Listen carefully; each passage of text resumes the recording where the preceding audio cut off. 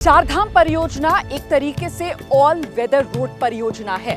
ये उत्तराखंड में सिर्फ चारधाम को जोड़ने भर की परियोजना नहीं है, बल्कि एक तरीके से ये राष्ट्रीय महत्व की परियोजना है। दरअसल ये जो चारधाम परियोजना है, इसके जरिए उत्तराखंड में जो चारधाम है, गंगोत्री, यमुनोत्री, केदारनाथ, बद्रीनाथ, उन्हें जोड़कर पर्यटन को तो बढ़ावा मिलेगा ही, लेकिन साथ ही साथ पड़ोसी चालबाज देश चीन को चुनौती देने के लिहाज से भी ये परियोजना बेहद महत्वपूर्ण है। वैसे पहले इसका नाम ऑल वेदर प्रोजेक्ट ही था, लेकिन बाद में इसको बदलकर चारधाम प्रोजेक्ट किया गया।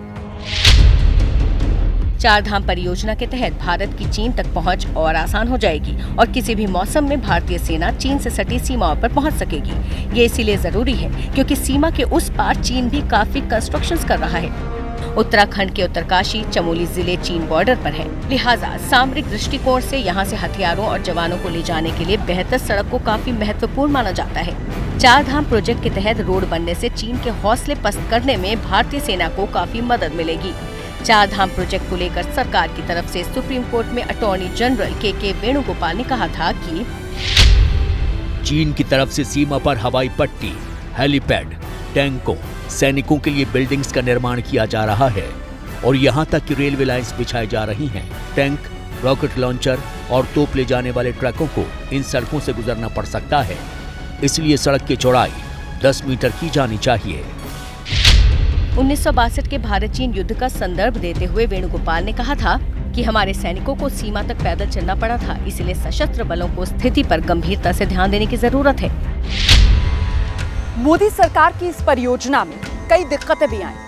बहुत से एनजीओज ने इसे पर्यावरण के लिए बड़ा खतरा बताया। उनका मानना था कि इस प्रोजेक्ट से पर्यावरण को जो नुकसान होगा उसकी भरपाई नहीं हो पाएगी। आखिरकार ये मुद्दा सुप्रीम कोर्ट पहुंचा और सुप्रीम कोर्ट में सभी पक्षों की दलील सुनने के बाद अदालत ने इस प्रोजेक्ट को हरी झंडी दिखा दी।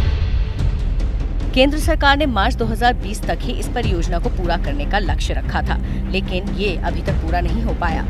मोदी सरकार ने लोकसभा में बताया कि नेशनल ग्रीन ट्रिब्यूनल और अदालतों की आपत्तियों के कारण इस परियोजना को पूरा करने में देर हो रही है। एनजीओ सिटीजन्स फॉर ग्रीन 2 ने पर्यावरण के प्रति चिंता जताते हुए प्रोजेक्ट को कोर्ट में चुनौती दी थी। इस परियोजना के तहत 50,000 पेड़ों के काटे जाने को लेकर भी सवाल खड़े किए गए थे। इस प्रोजेक्ट में सड़क चौड़ीकरण के लिए विस्फोट करने के मुद्दे पर भी पर्यावरणविद चिंता और नाराजगी जाहिर कर रहे थे। उनके मुताबिक पहाड़ों को इससे काफी नुकसान हो सकता है। इसके अलावा चौड़ीकरण से निकले मलबे को भी जैसे तैसे फेंके जाने पर भी सवाल खड़े किए गए, लेकिन सुप्रीम कोर्ट ने देश की रक्षा जरूरतों के आधार पर इस प्रोजेक्ट को सही ठहराया। मेरे प्यारे भाइयों बहनों, ये दशक उत्तराखंड का दशक है। ये 10 साल उत्तराखंड के लिए बहुत महत्वपूर्ण है। उत्तराखंड में इस चारधाम परियोजना को इस साल विधानसभा चुनाव से पहले पूरा हो जाना था, लेकिन ऐसा हो नहीं पाया।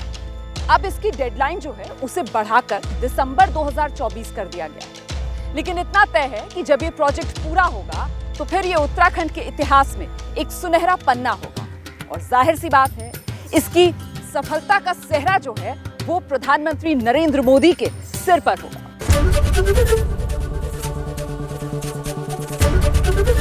एबीपी न्यूज आपको रखे आगे।